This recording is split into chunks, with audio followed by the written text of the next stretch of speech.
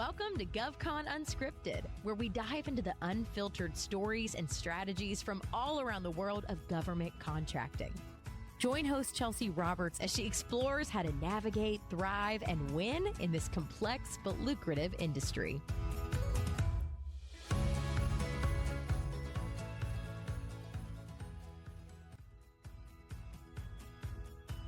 Welcome to GovCon Unscripted. This is your host, Chelsea Roberts. Today's episode is a part of a series that we're calling Success After Service.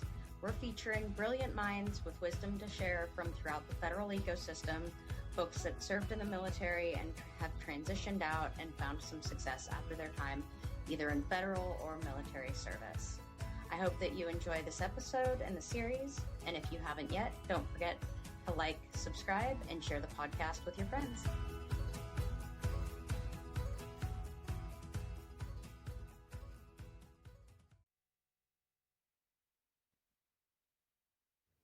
All right. Hey, everyone. Welcome back to GovCon Unscripted. I'm your host, Chelsea Roberts, and CEO of Collaborative Compositions. Today, I've got with us Michelle GI, founder and CEO of GI Strategic Solutions. Michelle, who are you and what do you do? Hi. First of all, thank you for having me, Chelsea.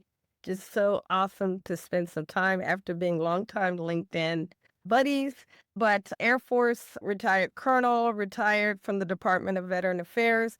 I was telling somebody this weekend, if there were one word that summed me up, it would be commander. And that's because I am always thinking about strategy. I'm always thinking about how I can serve other people. And it has been my absolute delight to have served veteran-owned businesses for the last 14 years at the VA. And then before that, I was serving military members and their families in the Air Force for 27 years. So I would say that really does sum me up. I want to make sure things are right. I want to make sure things are done in excellence, but always with a servant heart and always with a desire to see businesses in general grow and be their best. And that's why I'm a huge small business champion on LinkedIn. I love that. I love that. You and me both, by the way. It's something we have very much in common. I would love to start back at the beginning. So you mentioned that you were with the Air Force. So I'd like to just start there. What was your transition like and when did you make that decision? Oh, I'm not telling the date because things start feeling public maps, but I've always been an entrepreneur, right? So many people do not know that the military has a for-profit entity within it. Anything that the military does that is tied to what a city would do, hotels, restaurants, department stores, grocery stores, childcare centers, fitness centers, boat marinas, horse stables, all of those things have to make a profit.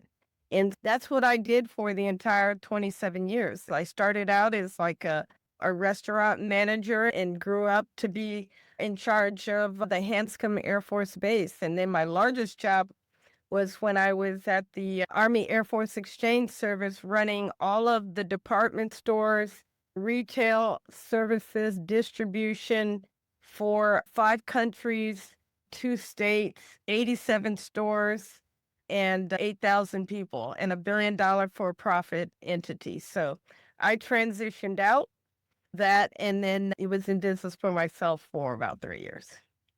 And then you did something more after that, didn't you? Was it VA that you worked with? Yes. So after I got out, I transitioned from the Air Force to being my own small business CEO. GI Strategic Solutions has been around for a long time, since 2010, but I haven't done business in it until now. Then I transitioned into the VA, and I love that because I was a subcontractor, so that's where my passion for small business success came from.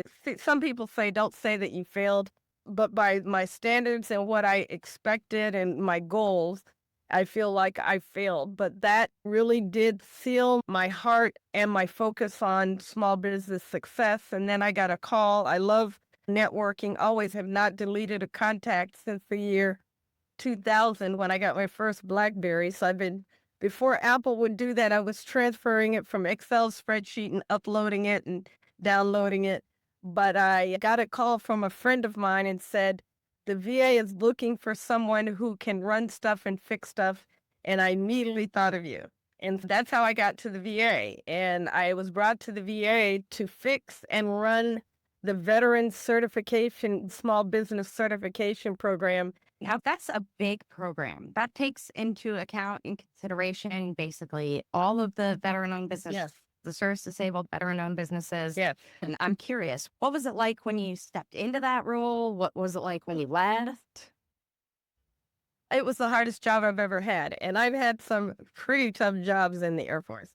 When I came in, it was a program that had more than 400 congressionals that were more than a year old waiting on me, a process that was 220 days to get certified. That meant if you applied for veteran-owned or service-disabled veteran-owned certification, you could not get certified in the same year and be awarded a contract in the same year because the process was just that long. Yeah. And as I tell people, what made it hard was that, one, we didn't have the right skill set. So I created a whole human capital plan of what are the kinds of skill sets we needed for the people working in the certification process, as well as the process was disjointed. The process was not codified. We did not have a technology system to effectively process applications, which is some of the challenges that SBA is having right now. I'm sitting over here smiling and closing my eyes and understanding clearly what their challenges are based on the GAO report that came out earlier this year. And then the other thing was communication. And veterans thought and still think because we're the VA, we're supposed to help them. But we must have a Chinese wall. We can't educate and audit. At least the same group of people can't do that. And so one of the things that we did was we partnered with PTAC, now Apex, and trained their counselors in 50 states to be the educator and help veteran-owned small businesses succeed and overcome some of the challenges of understanding the process. And so by the time I left 3 years later, we were down from 220 to 40 days. Wow. Yeah, huge. And only one of 3 VA organizations that were ISO 9000-1 certified. And I will tell you, I was blessed to have an amazing team. It was an experience that was like being deployed. We worked 18 hours a day. It was a federal and contracting team. But what I will tell you, what made it work was leadership. And I told that to somebody one time, and they went, yeah, okay. If you say, yeah, you obviously don't understand what leadership is. Everything rises and falls on leadership. And what made it both one of the toughest and most enjoyable experiences was because I got to hire my own team. It's a rare opportunity when you are in a government office and you get to hire 10 feds. So I got to build my team. I got to interview every single person, even contractors. They say you're not supposed to do that. Even contractors were interviewed to make sure they matched the culture of the team. I always tell people I was hiring for files, Verizon files, not dial-up. So I couldn't hire for where we were right now. I had to hire for where we wanted to go. And I had to hire somebody who could, in that particular area of expertise, have the ability to build the plane and fly it at the same time. And so, like I said, it was the toughest job, but it was one of the most enjoyable because I got to build the whole ecosystem, right? We were the first to have an audit system, like a legitimately codified audit where quality assurance, where we show up on your door. We know exactly what paperwork we're going to have. We know exactly what questions we're asking. We have indicators in the system that flag and say, we're going to see this company because there's a risk factor. That whole risk factor, I call it the quality management system. Every month we sat, and if we made one decision, everybody who was in the line of the process had to buy in, because you can make an improvement here, but when you have a process, it may have a negative impact further, second, third order down the line. And you have to have a conversation to decide, is that improvement worth what the ripple effect of what the impact it's going to have? And then once we decided we're changing the process or improving it, we had communication in the room. Training was in the room because we immediately had to communicate out to the community, out to the counselors. We had to also institute training for everybody. So we had metrics out the kazoo. I was just looking at slides last week from that just because of the VetCert GAO. We could tell you the top 20 reasons why a company did not get certified. And we could also tell you what were the key points or mistakes in their documents that would cause them to get flagged or denied. So I enjoyed it, but I grew up in my 20s as a Malcolm Baldrige evaluator for the Air Force, had its own Malcolm Baldrige evaluation. So I've always been process system minded. And so that gave me the ability to lead the team and know exactly what needed to be done. So it was the toughest job, but I thoroughly enjoyed it. Interesting. Now, that's the certifications environment just as a whole, just a briefly touch on the last year has been a wild ride for that whole certification program from SBA, vets, I think. Yeah. And I'm not sure, maybe you know this. Did the veteran-owned certification get rolled up under SBA as well, or is VA still running that? It did. It's still under SBA. It's the only codified ISO 9001 process. And the former administrator said that the veteran-owned process was the gold standard for 8A, women-owned hub zone. Wow. So that just goes to show when you build a good structure, I'm sure they've made improvements over the years. But the bones, I always say, I will always be the mama of vet biz because I've got the scars and less hair to show for it. But it's around 3 tenets. I don't care whether it's veteran-owned, woman-owned, 8A hub zone. The first base is, are you veteran-owned, woman-owned, or minority-owned? If you think of a baseball diamond. Second base is, are you 51% owned? Most people go, oh, I'm a woman, I'm a veteran, I'm a minority, I'm good to go. Yep. Third base, just like in baseball, is the toughest. That is control. Okay, so ownership in first and second base are relatively easy because we're talking, do you qualify based on who you are? And then 2, do you own 51%? But the control piece, the undue influence and control is what gets most companies denied or banned or sent to jail or various reasons. It is the third base control. And I came up with that model because it's very easy for most people to understand and separate. I'm minority owned, so I should just get it. No, that third base in your paperwork, your location, your daily activities, all of those things have to line up and have no question about control. Even they call it undue influence, and even who you're affiliated with. So if a company is renting or leasing space from a larger company that they're doing business with, that is considered undue influence. Wow. Unless they have an official like joint venture or teaming agreement, but it says that basically I can affect where you work because I could snatch and say, oh, your lease is not up. So you're going to have a tendency to side with their decisions because you need that support, right? And so one of the flags we always looked at is, do they have common addresses? Do they have common fax numbers, phone numbers, that kind of thing? Or officers in the larger company, also officers in the smaller company or the certified company. So it's very interesting. I absolutely loved it, but it was also tough just because of the environment.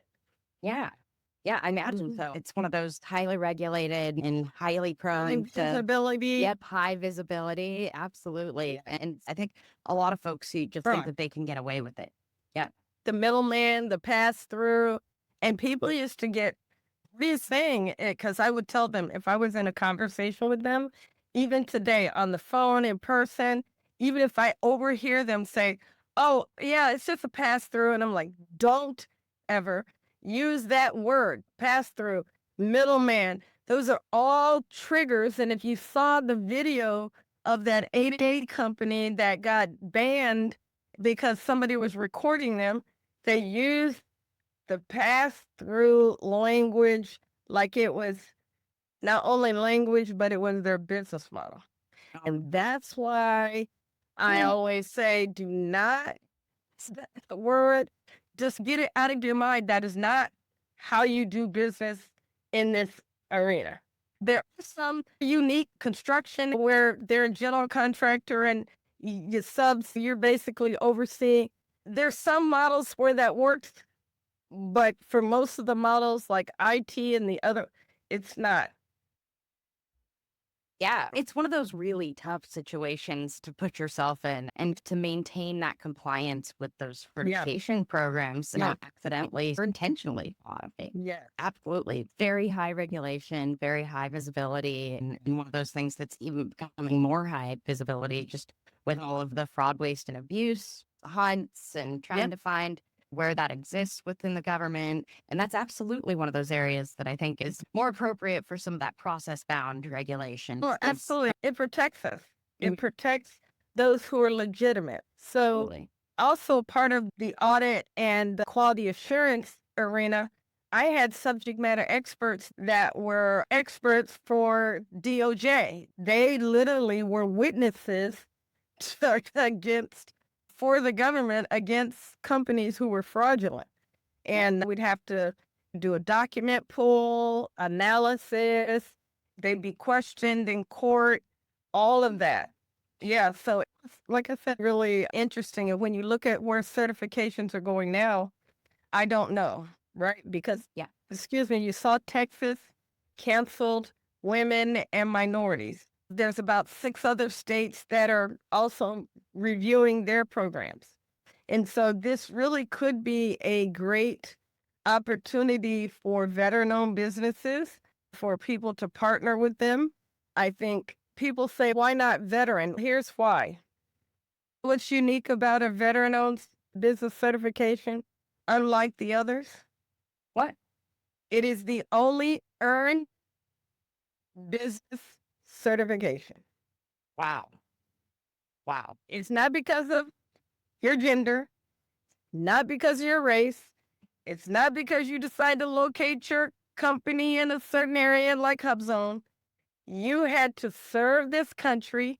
You had to sacrifice in order to be eligible for that certification. So it is the only earned business certification. And anybody who was around back in 2011 to about 2013, you mess with that veteran certification, the lobby power is unbelievable. Like I said, we have 400 congressionals when I arrived. Within 6 months, we had answered all of those. But the Congress doesn't want that kind of backlash. Nobody wants to be on tap for saying they deprived veterans who have had limited economic opportunities because they served this country. I don't believe they want to take that on, but we'll see. No, that would be quite the battle to get embroiled in that I don't think anybody really wants to play that part or wear that flag. And I took it down. That's my responsibility. Gosh. Yeah. No. So you've taken a lot of those lessons that you've learned, not only your time in the Air Force, but in working with the VA and reinvigorating the whole program for certification. And you've taken some of those lessons and you've started your own business again, right? I have, and I'm super excited. Yeah, so tell me more about it. I have a nonprofit called About the Business of Veteran Entrepreneurs. It's called ABOVE. That's what that acronym stands for. So that will be the nonprofit arm, all focused around helping veterans and military spouses translate their skills, their knowledge into a business model. Because I had an epiphany after the veteran business certification job. I then ran the National Veteran Small Business Engagement. And then as I departed, I was the director of the Women Veteran-Owned Small Business Initiative. So what that opportunity gave me, I got to see the certification piece, the business engagement piece.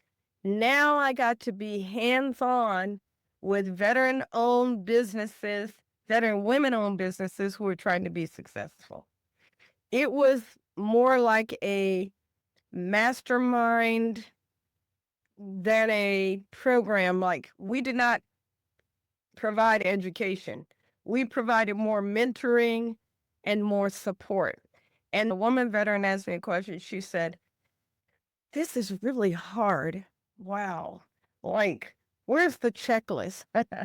I laughed at her and said, "Checklist? What do you mean checklist?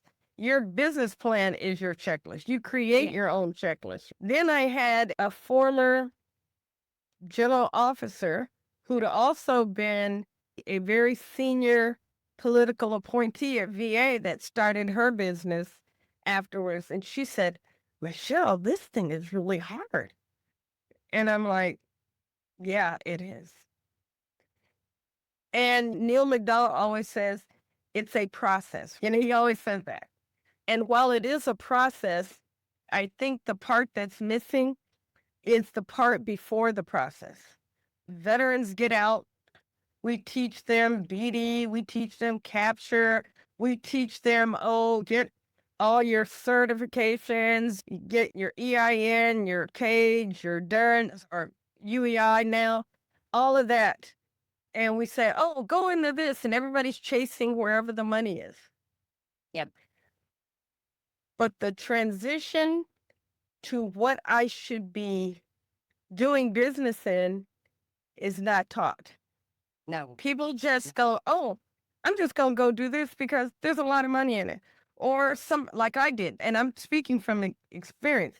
Somebody asked me to do something that I had done in the military, and I knew I could do it, and so I just did it. I didn't really think about it. I didn't really have past performance.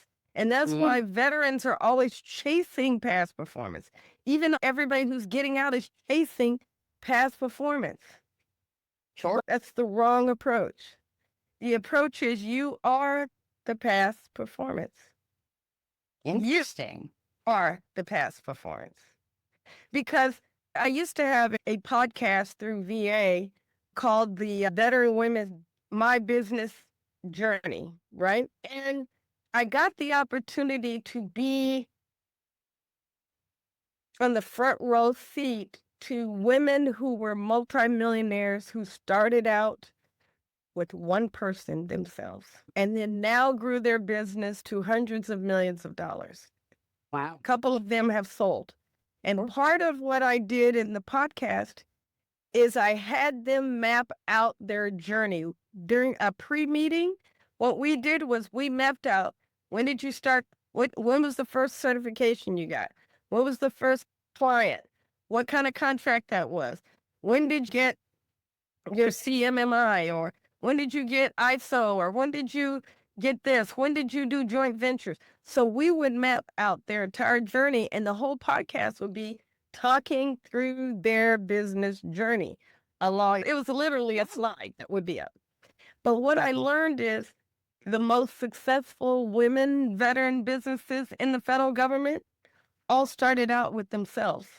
And they all started out with their own, whatever they did in the military, that's what they did as a single person contract. And this is the advice I give people. Instead of going and getting a job and being an employee, go through the process, apply for the job. And when they say they want to hire you, you know what you do? You say, "Hey, I really want you to hire my company." Here's what that does. What that does is it allows you to put limits on your time because it becomes a deliverable-based opportunity, not a job. If you're in a job, whatever they decide they want to throw on your plate that day, you have to do. Right. All these unexpected things they throw in there, you have to do. But if you go into that job, and I think this is the future of where we're going as a world, more the gig economy, especially in the federal government space, is that deliverable. You describe it, you say what time, how frequently, What's the quality you're going to do? If it's outside that, guess what? I'm sure I can do that for you, but I'm going to need another person. And that's the way they all did it. And as new work came and their clients began to see how well they did, what happened is they were able to add more people to the team, and then they could get out of working in the business to working on the business, while simultaneously building past performance. Yeah. Yeah. And what happened is people talk about a funnel like this, right? Oh, you put a lot in and you put 100 in and you hope that 8 are going to come out.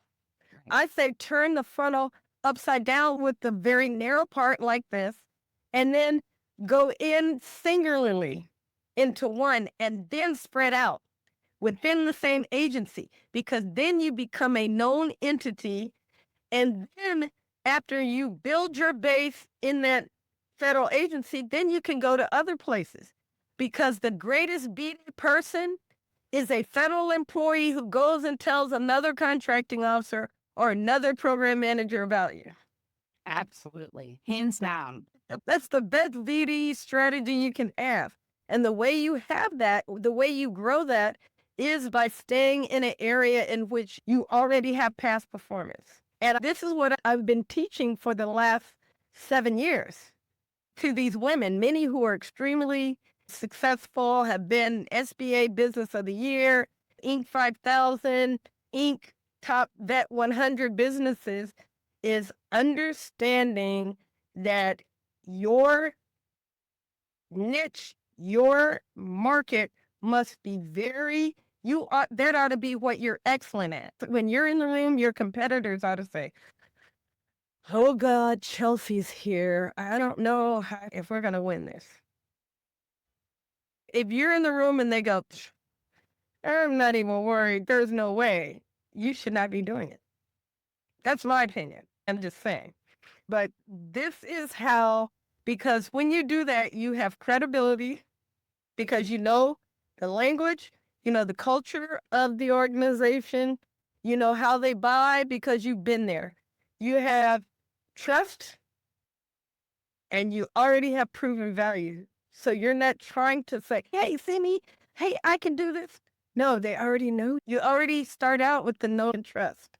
So that's what I mean by, we don't necessarily help veterans and government leaving and transitioning to do that. I'll stop there because you can tell I'm very passionate about it.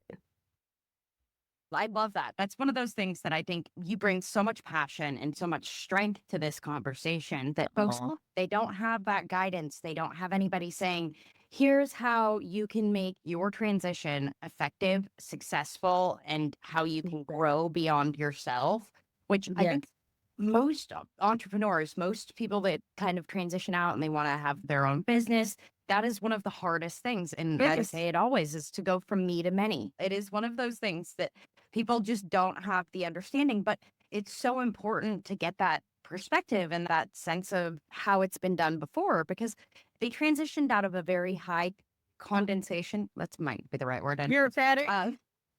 They transitioned out of a very high and rigorous environment with teams. So they had a bunch of team members, teammates they rely on, and that ultimately relied on them. And it transitioning into being the only person that is responsible for everything, a really hard challenge to overcome. I'm curious what sort of advice you give to folks that are transitioning now. I'm doing it now myself, right? So right now I'm focused on my book. So I'm focused on business, but I'm more focused on my book right now. It's called Command Your Next Mission, 7 Laws for Women Leaders. I always put in caveat, it'll have it in the parentheses, and a few good men. But the transition is about what I just talked about, niching in. People say, oh, niche. Niching is now not an external activity as far as I'm concerned. It's an internal activity first. Because if you niche in and then go align yourself with the things that you're already proven in, because that's why my program is called From Rank to Results and Relevance to Revenue, right? Because if you take your rank, that includes all the people you know, That includes your influence. That includes your rank, which has your receipts as well. And then you say, where is that relevant in the market? And then you go and say, how am I going to bring that to a market where I'm already known, where I can absolutely bring value? I'm not trying to convince them they need me. They need me because I call it the pin. Their problem, their issue, or their need aligns with my relevance, my value already. So to summarize it up, the transition has to be inside first.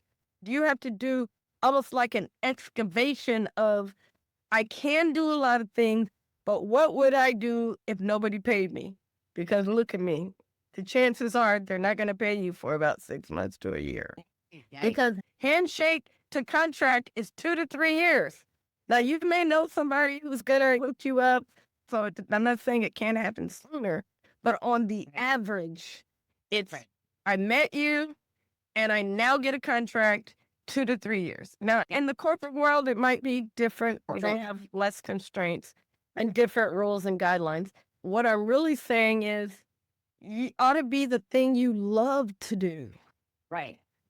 Because chasing the money, I tell people all money is not good money. That is one of those key factors that I had to learn that the hard way. Like all money, it might be all green, but it is not all good money. One of the things I used to teach the ladies is most government contractors make their money off of government inefficiency and ineffectiveness. And I can't hate the player. That's the game.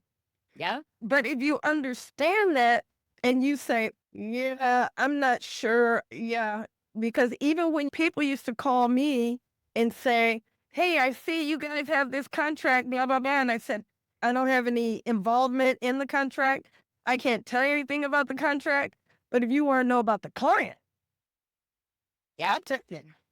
and that's something I don't think enough vendors do, is they do not go and ask about the client. Because if the client doesn't understand their requirements, that is bad for you. And that's why for the longest, and I'm still on the fence, but I'm going to get all my certifications, but I said I will help other people do government contracting. I am not interested in doing government contracting because I have seen the underbelly and clients who do not know what they want. Yeah. And then you force or bully a vendor into doing all the things that your boss is preferring you to do without compensation. Exactly. And I've always had a problem with that because if you are looking at the solicitation and you're like, take that as a clue. Yeah. Take that as a clue. Okay, they'll go, oh, it's okay. I'm going to go in here. No, because you think you're then going to get in there and tell a government person what they should do, and that is where the rub starts. Yep. And so all of these are things that when people either hire me as an advisor or coach or come to one of my boot camps, these are the kind of insights that are unique that I'm going to be sharing because what makes me unique is that, one, I was a business owner and I never forgot the pain of being taken advantage of. And so when I came into the government, I used to always remind other government employees, you don't know what it's like to catch what you eat. Yep. Oh, they just need to do this and they need to stop being lazy. And I'm like, do you know? This is not easy. And there's a lot of people out there now who are realizing it's not easy. It is not. It is not an easy journey. Oh my gosh. That is. It's not easy at all. Never heard But anything they have no empathy because it's all about where you sit, right? And they never sat on the other side of the table trying to sell back to the government. And I think that, one, understanding who your client is, understanding that all money is not good money. And just because there's money there doesn't mean it's your money. Veterans come to the VA, they'll go, oh, I need you to help me. I want to get a government contract at VA. And I say, why? Because I'm a veteran. And I say, why?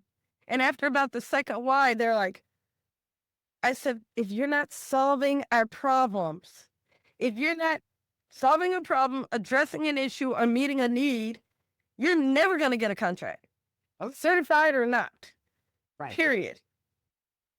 So this whole certification kind of turmoil that's happening is not a bad thing, because it will really make people determine, do I really want to be certified because of what goes with it, the documentation, the accountability, the et cetera. So the money has to be right.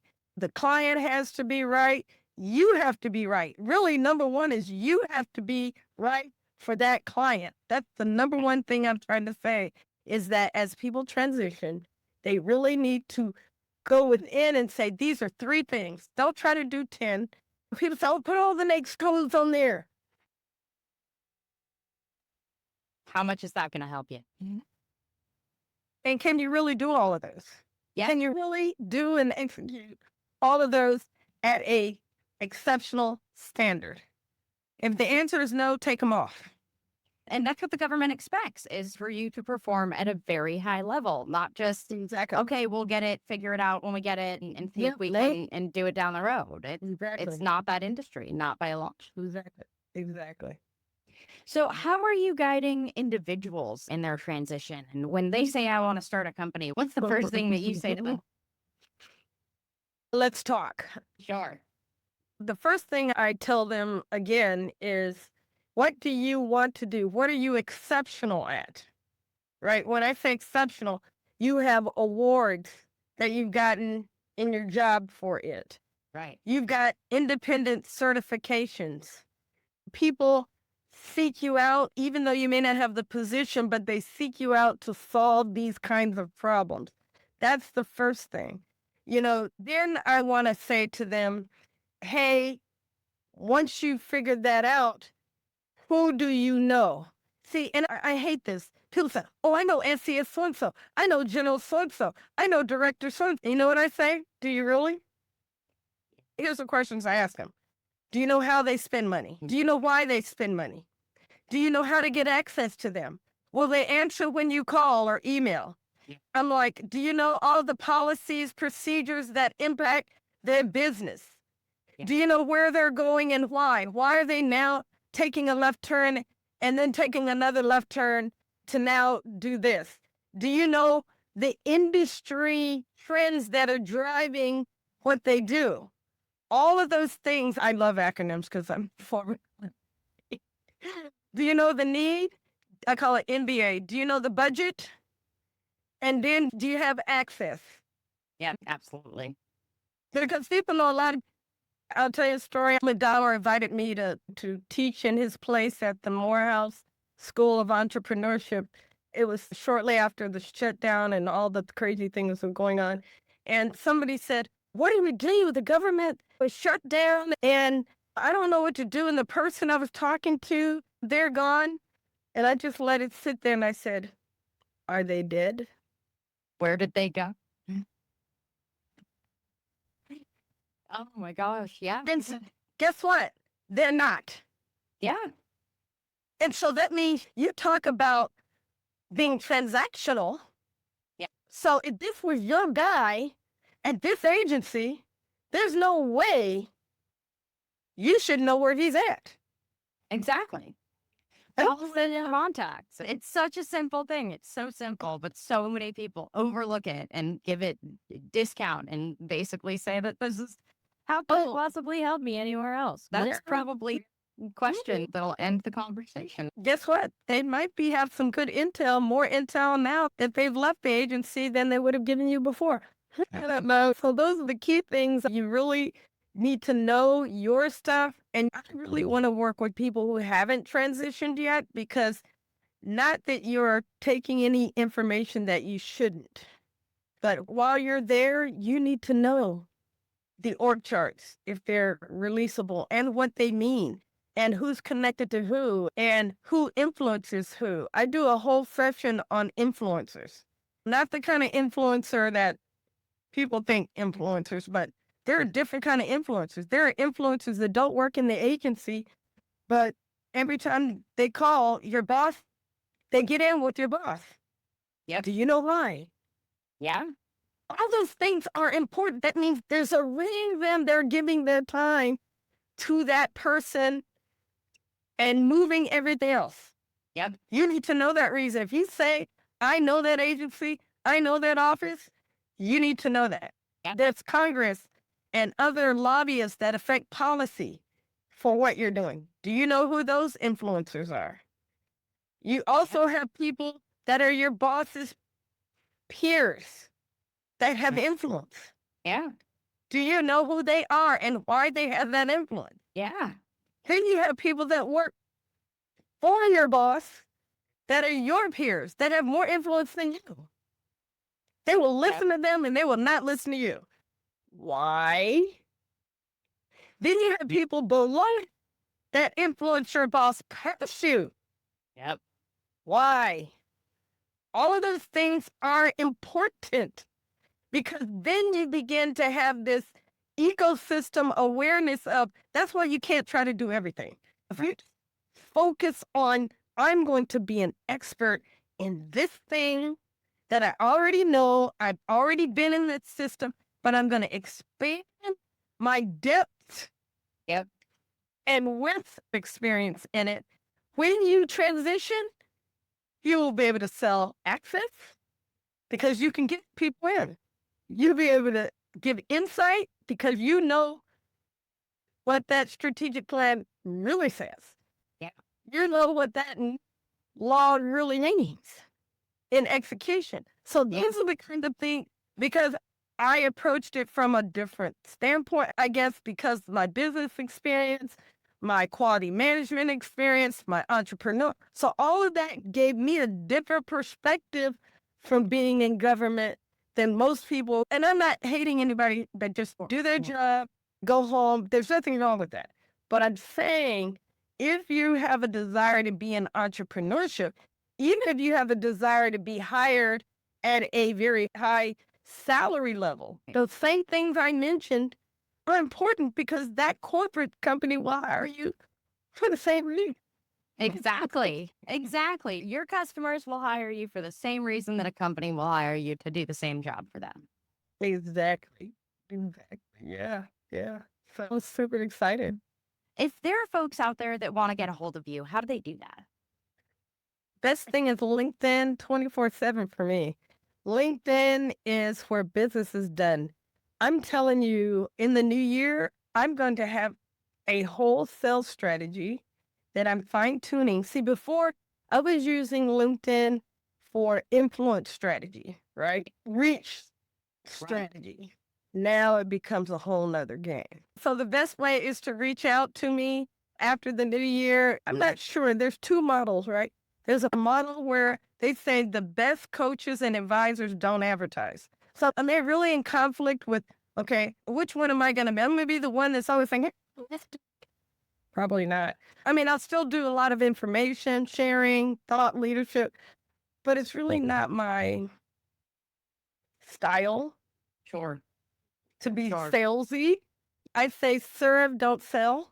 That's more of my philosophy. So LinkedIn is best. You can DM me. Then we'll get on a strategy session. Before, I just used to talk to people free. I'm no longer doing that past 15 minutes. Yep. But even 15 minutes, you'll get a lot out of me. You look at, we've been talking an hour, and I probably gave you a mini masterclass. I'm just saying, if people really listened and understood, there's a mini masterclass. So that's why I can no longer spend an hour with people, because people will take that, go off and make millions and say, oh, and I won't get paid and I have bills to pay. Anyway, so yes, I am going to be doing an assessment because I only want to work with people who want to get it done. I'm not one of those coaches. I don't want to string you along for a year. I want results. I want you to get wins, be equipped to go get more wins, come back if you need help. But I'm short, intense. Let's do a challenge. Let's get this. You're going to do this by this time. Let's do it. And some people aren't ready for that. There will be an assessment. Like, you want to work with me? I'm going to be having my little. Okay. You're going to have your checklist ready. Yes. Yes. I love that. This has been exactly as you said, a masterclass, a mini masterclass in how to ultimately transition, how to work with the government, how to take your skill set from your time in the government and translate it into something incredibly value and increasing in value after you transition out. I really appreciate your time today. The conversation was fantastic. This has been an amazing discussion. I hope you'll have me back once I start really getting out there because I want to have some good stories. Absolutely. Doing some case studies. Lots of good stories.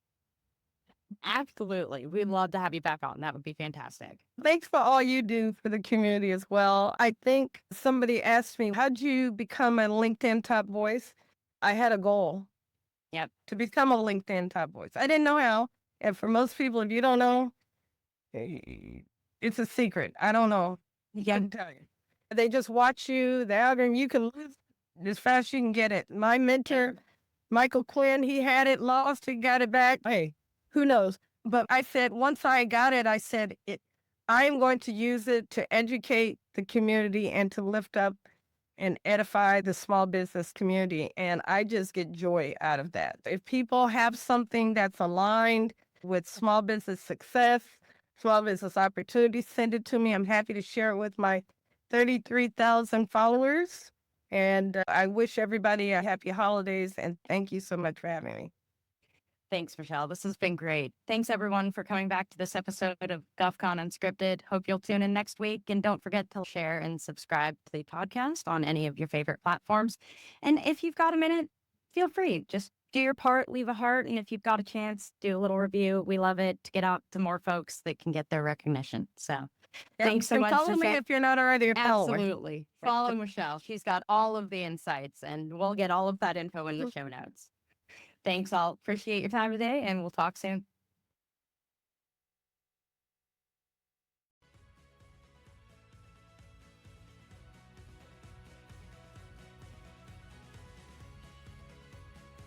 Thanks for listening to this episode of GovCon Unscripted with your host, Chelsea Roberts. Do you have a GovCon story or need guidance in government contracting? Connect with Chelsea on LinkedIn to be a guest on the show or to enhance your business strategy. Don't forget, your network is your net worth. If you liked what you heard, don't forget to subscribe, leave a review, and share this episode with your growing GovCon community.